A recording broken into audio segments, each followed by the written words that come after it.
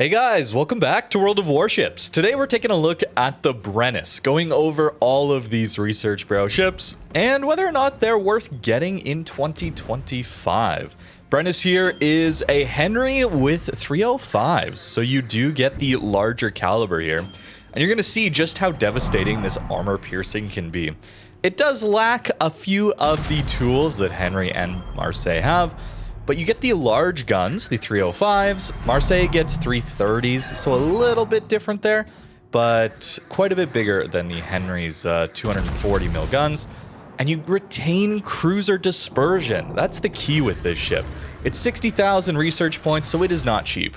But cruiser dispersion on 305s, you get that battle cruiser level AP damage, but you retain cruiser accuracy. And that can get you a lot of damage very quickly.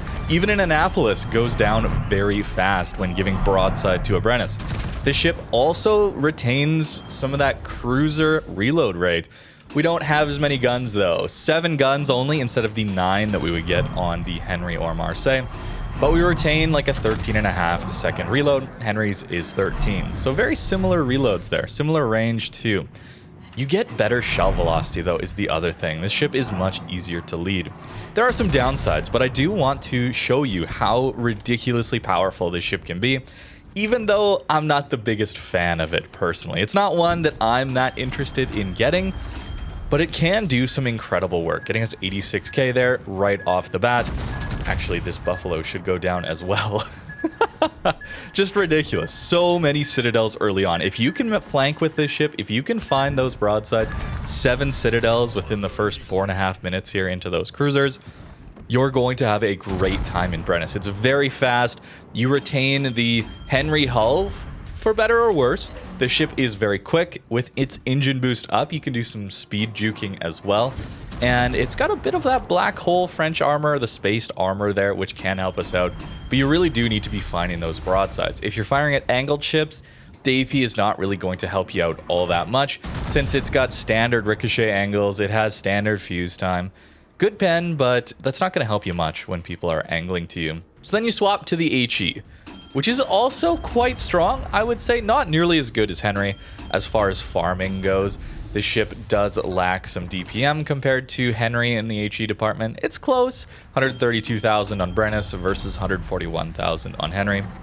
The real problem is your fire chance, and the fact that it's 25%, which sounds good, but you lose out quite a bit on your fires per minute compared to Henri, because you're just lacking those 2 extra guns for a similar reload and similar DPM there. So fires being a large component of your damage on these higher tier battleships.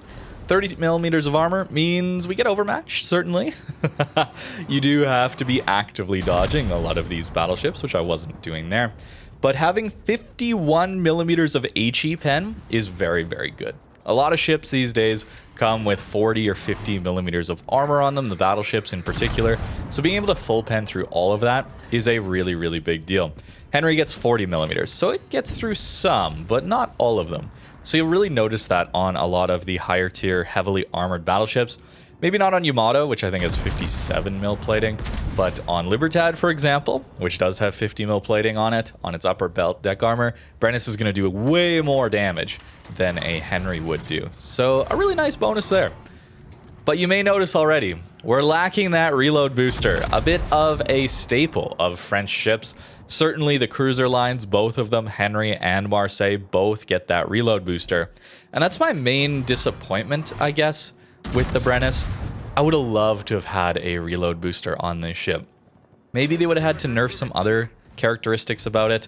I'm not sure, but reload boosters are just so much fun with these ships. Being able to flank around, finding those critical broadsides, and then using your booster at that time to guarantee a lot of that damage in. Perhaps that's what the cruiser accuracy is supposed to do, but I still miss it. I really do. You also don't have the option of slotting a hydro or a defensive fire, so if you're ever trying to push those flanks and there's a carrier focusing you or there's a destroyer torping at you, you don't have that extra utility to deter or hopefully dodge some of those torpedoes. which is another downside. I'm not really sure why we're missing that hydro. That doesn't... I could understand a little bit, given the power level of these guns and the accuracy, maybe why they don't want to do a reload booster. But no hydro feels really, really weird. That doesn't seem like it would make the ship that busted, and it just makes it less comfortable to play compared to Henri or Marseille. Marseille does have the larger guns, but it has battle cruiser dispersion, and that's the real big downside there. Brennus, with its cruiser accuracy, is going to net you so much more damage consistently. But Marseille has the reload booster. Henri has that reload booster. That is a bit of the downside there. And a lack of guns, too. I talk about it, we meme around about it. 6-gun ships, I'm not a fan of them, as you all know. And Brennus having 7 guns, it's an improvement, but not much. I would still prefer to have 9 guns and no reload booster here, if that was the trade-off. Brennus is still good, but I think it's missing something, and 9 guns or a reload booster I think would have helped the ship out a lot. There's a benefit to having fewer guns, and that comes in the turret angles. Actually getting a Citadel there into the Goliath, which is really nice. We don't have improved pen angles there, so very nice Citadel to have. We're up to 188k. It's no slouch. This is a very, very good ship still. And I haven't even mentioned one of the things it does much better than the Henri or the Marseille, which is its torpedo power. You just get a whole doubling of Henri torp power. So this ship at closer ranges has really solid torpedo damage. It's the same torps, 14,000 alpha, 14,800 alpha as Henri, same reload, same speed, all of that. So it's just that you get a doubling of those launchers, which is really, really nice. The firing angles are great. I walk out broadside to a Petro, really, really bad idea, obviously. As well as using my torps earlier on that Goliath was maybe not the best idea. Could have used those here. But we'll send out 2 launchers for that main, and then try and break the Petro's guns to hopefully stay alive here. You can see how if I had those last set of torps, I would have actually been able to finish off that Petro. Unfortunately, we do go down. A misplay on my part, but 224k? That is really, really good. In fact, it's even better because those torpedoes are actually going to land and finish off that main. Wasn't expecting it. I was getting ready to go next, but hey, I'll take it. Just barely managed to get that in there. The damage output, really nice when you're finding those broadsides. This ship really needs to be on the AP because the HE is not as good. I've told you already that the pen is very nice. The fire chance at 25% seems really good. You have cruiser accuracy, decent reload. It should be good. But sometimes you're just not getting fires. I want you to realize or notice the fire chance here on this Montana in particular this game. I'm playing a lighthouse build in this one. Some of the other games I was playing a more standard build. I think it does better with that standard build personally. The lighthouse build certainly can work, but you don't have the Henri legendary upgrade to give you that extra bit of range and reload on your guns. So wanting to use concealment a little bit more with this ship, I think makes sense, especially considering our AP is the bread and butter of this ship. Where with Henri, you're more of an HE spammer, especially with that reload booster to guarantee fires in after damage controls, that kind of thing. The lack of shell velocity making the AP harder to land at range. This ship does use AP a lot more. Here I was trying to force HE. I'll admit it, I was not playing this one as I should. At these angles, we should still be using the AP on a Montana here. Even at these ranges, the pen is so good, the shell velocity is so good, we can pinpoint that upper belt and get some good damage in. We're using our engine boost to speed juke here. That's something that you will have to learn with Brennus or Henri, certainly. It's really powerful to be able to speed up and slow down like this and avoid those battleship salvos at longer ranges. Old Henri back in the day used to be a menace at this, and it still is. They recently buffed that, I think September last year. Maybe that's not so recent, but they buffed Henri back to its original acceleration levels, which was much appreciated. That ship was struggling, and Brennus retains that similar acceleration. It's still a very big ship, but you can avoid a lot of that incoming fire. Oh, an insta-fire on Ohio. There we go. There's our fire chance. We finally found it. Back to the Montana. Trying to spread out fire damage. That's the way you're trying to farm down a lot of battleships. You really do need to be spreading that fire damage around. Although he's so broadside that I can't help myself and swap to the AP. and do a decent amount of damage. Unfortunately, we're not on the HE for the Shimakaze, but even AP into these destroyers can still do some decent damage thanks to the accuracy. I'll show you the builds towards the end of this video, of course, but I did want to mention that I think Expert Loader, Gun Feeder, whatever they call it these days, the one that lets you swap your shells faster, is a necessity on a ship like this one. I really think the HE is good enough to be used a lot of the time, but that you want to be swapping to that AP whenever you can, whenever you have that opportunity to.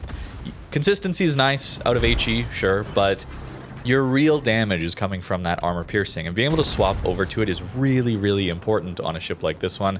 And it's 1 point. It's really easy to get, and it helps your games a lot. Still 1 fire in this entire game, by the way. It's usually not this bad, okay? But I wanted to include this one because I'm still going to get a lot of damage. I may or may not still get a Witherer out of this game. Fires are incredibly powerful in this game, especially at high tier battleships. They tick for so much damage. And it's still going to get us a lot of damage, but it is not as reliable as, I mean, 11,000 damage into that Schlieffen's broadside there. That's just with 4 pens. We could add a much better salvo than that yet. It's well worth using the AP on this ship. Even got a turret. Crazy. As always, though, when it comes to these research bro ships, I gotta say my piece on the difficulty of grinding these ships out. It takes a very, very long time if you're not just using the free XP Harugumo line loop, which is not really viable for newer or even somewhat experienced players. They're very expensive to grind through. It's 3 to 4 resets depending on how you're using those doubles. If you're not getting any doubling of Research Bureau resets, then of course it's 6 whole lines you have to regrind, playing old content you've already gone through, which can be fun, certainly, if you get the right line that you enjoy, but it takes a long time. And because of that, the ship should be rather unique or just busted powerful. Should be one of those things to be worth grinding through. Brennus to me does not strike me as worth grinding that long for. It can be good, and the shell velocity I really should stress more than I have as being a massive benefit. Out to 20 kilometers, you're only 0.2, 0.3 seconds behind Moskva shell velocity out to 20 kilometers. That's a huge deal. If you've ever played through Henri, you know how slow those shells can feel at longer ranges. Brennus does not have that issue. It's even faster than Marseille. It's really useful for the consistency of this ship at longer ranges. You just don't have that fun reload booster, and that's kind of the problem, I guess. If we're talking about tech tree counterparts or even coal counterparts that play similarly, Moskva feels similar. Petro with its AP, its impactful, punchy AP, especially when you find yourself on a flank, can feel similar. Obviously, Petro relies more on armor to play around those flanks rather than speed and maneuverability, like Brennus needs to do to avoid some of these salvos. Those Yamato salvos could have hurt a lot if we were hit by them. It's a large ship that needs to be dodging, where Moskva, Petro, they rely more on their armor to tank salvos and not get one-shot or overmatched nearly as much. But the guns feel quite similar in how their shell velocity is and how impactful the AP in particular can feel. Petro even has the improved pen angles on that AP.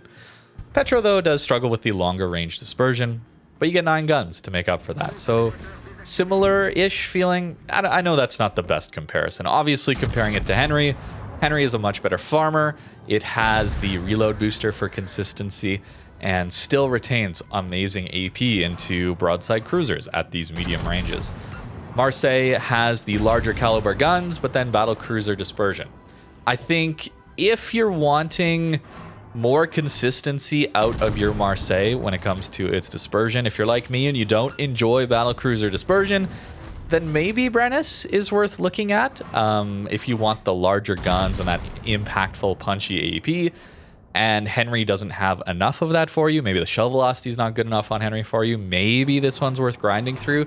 But for me, this one's never really offered enough different or interesting compared to those tech tree counterparts. I would much rather be playing a Henri if I want to do the long range farming role.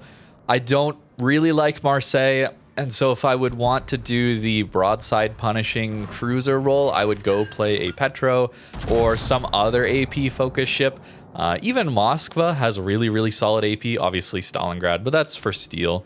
A little bit less reasonable to go for that one. I might even go for a Zhao or a Castilla, Zhao being a little better HE, I would say.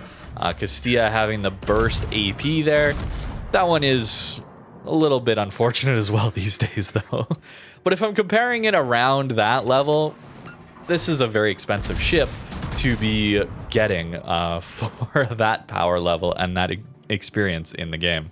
There it is. We did manage to get our Wither, even with this fire chance. Seemingly, those 8 fires managed to find battleships that did not have their damage control available. We even got 82,000 spotting in this one, so that kited, tank, or focused by the enemy roll can result in some good spotting damage there. And we actually get 40 hits with the HE on that Montana for a total of 0 fires. That's obviously not the typical experience you're going to get out of the Brennus HE, but it is possible. And it really speaks to the reliance on the AP here. The AP is much better than the HE on this ship as far as getting damage goes. You really need to be finding those broadsides, flanking the enemy ships, going to the flank, pushing enemy flanks that are collapsing, finding the broadsides on the enemies that are pushing through the opposite flank, like we're going to do in this game perhaps. Damage into DDs, quite solid still. It's good alpha damage, obviously. When you get those slaps in, we do manage to finish off that Marseille. Teammates did a lot there too. Obviously, the small one doing very good work into that destroyer. Running the lighthouse build here again, it feels quite uncomfortable. There's a Columbo on this flank, as you notice. That's why I'm missing so much HP. Yeah, sap is pretty gross into a ship that's this large and easy to hit relatively, if I don't dodge it perfectly, I guess. Smolensk here going to be taking over pens a lot of the time. 2 full pens there, actually, when he's angled. As he turns broadside, though, this is where we would want the AP to be at its best, right? These larger caliber, but not yet battleship shells should do good into these light cruisers.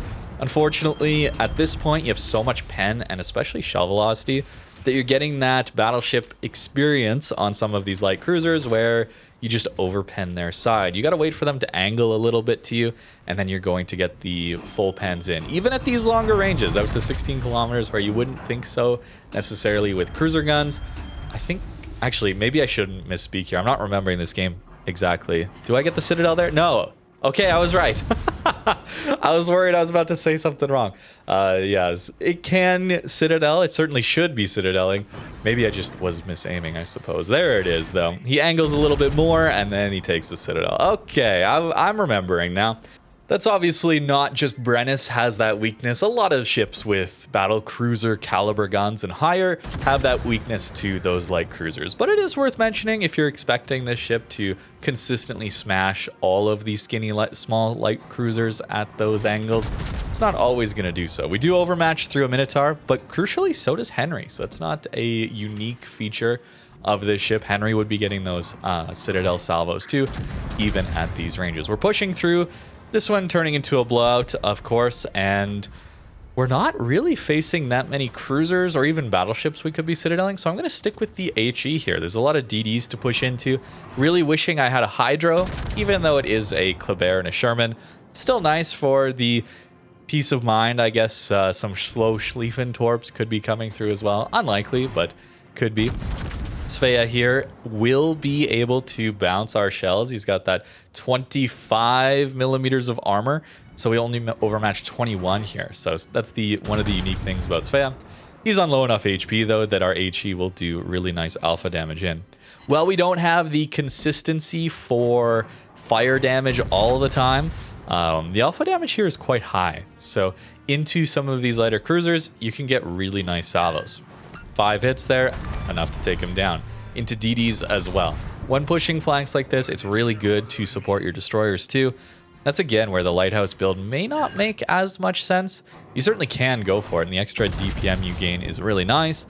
The extra alpha damage from heavy HE is also quite nice, but I really do find my best games, the most enjoyable games I had with Brennus was like that first one where we managed to find those broadside cruisers and use our AP to citadel them. If I'm playing HE Brennus, I feel like I'm just should be playing a Henri, at least in my opinion. That's why I don't think this one's necessarily all that interesting to get. But as always, you'll have to let me know what you think about Brennus in the comments down below, especially for those who are thinking about this ship. Always good to check what others experience, not just myself. So check out the comments if you're interested in Brennus. Maybe some others have some thoughts on this one. For me, though, you know how I'm feeling about this one at this point. Just not all that interesting. Way too expensive for what you're getting here. Not at the most damage in this one, but still getting a Confederate. So really good damage into those destroyers here. As for the build here on the Brennus, I did try that full lighthouse build, and the extra damage was nice, but my most enjoyable games were the ones where I was able to flank around a little bit with my concealment and find those broadsides. Like in that first clip against those cruisers, getting all those citadels felt like I was doing a lot more than just farming with Brennus. But if you're wanting the lighthouse build, something like this, buffing all your damage types, your reload as much as you can, anytime someone's spotted within 18.4 kilometers and you're getting the top grade gunner 8% buff, still wanting the extra heal and most importantly the extra engine boost here. That's how you're able to dodge. And if you're lighthouse, you're probably getting spotted very early, so you're wanting that engine boost to be used early on, so to have enough to last you the full game. Really liking gun feeder to swap between shell types, and then a couple extra points to throw around here. Incoming fire, just to easily know when to dodge. This skill is crazy busted, by the way. As well as grease the gears. Really important here. You still have a 30-second turret traverse, which is worse than a lot of battleships these days, which is crazy to say, even with grease the gears here. So very slow turret traverse without this. Not managing to fit outnumbered in, but we do have cruiser dispersion to start with, which is nice. I suppose I probably could drop one of these two as well as incoming fire and getting outnumbered. That would have been an option as well, but 18.4 detect is just so difficult. The reason Henri is able to run the lighthouse build and feel a lot better about it too is its legendary upgrade. So the legendary upgrade on Henri is in the 5th upgrade slot and taking away concealment. So you lose 10% concealment because you're not taking this, and you get 10% worse. It's a 20% swing. It's a pretty big deal. And it also gives you another 10% reload as well as 5% range. So it's a massive buff to your guns at the cost of even worse detection. That's why Henri Lighthouse has been a thing in the past. That's where a lot of that came from, just because this forced you to be spotted at all times, essentially. Brennus trying that build does not get that extra 10% reload. Instead, we're going with steering gears, which can be nice. 6.7 is good, but for me personally, I found it way more comfortable. Way more comfortable to run a more standard build, which can look a little something like this. If you wanted to, you could give up top grade and go survivability expert, for example, or you could give up heavy AP and go survivability expert, getting you just over 60k HP, which is very nice for a ship that's so large and so poorly armored. That does mean we have an 11.2 rudder now, which isn't as good, but we get 13 detect, which is still not amazing. Marseille even gets a better detection than we do here, which is unfortunate for Brennus and Henri, but you got to deal with it. The guns here are powerful, but the 30 mil plating, 25 on the bow. You can do some bouncing of 406s, right? That main was, we were able to bounce a little bit there. And this black hole armor, that's that spaced armor. Henri was one of the original ones with that. And with Brennus, we have that same idea. So 30 outer plating, and then an angled 140, and then a further 45 on the Citadel. It's an above water Citadel. It's very easy to get Citadel when you're broadside. But if you're angling at all, and you're dealing with, I mean, the rear firing angles when you're pushing is a little bit worse, but when you're kited, the angles are amazing, right? It's manageable as long as you don't get hit in the 30 mil plating with overmatch or sap. I mean, Colombo just absolutely nukes this thing. It is very difficult to deal with. But that's not just a Brennus issue. That's a everything issue. So I shouldn't hold it against Brennus here. But I think that's going to do it for today's video on the Brennus. Let me know what you think in the comments down below. Thank you very much for watching, and have a great rest of your day.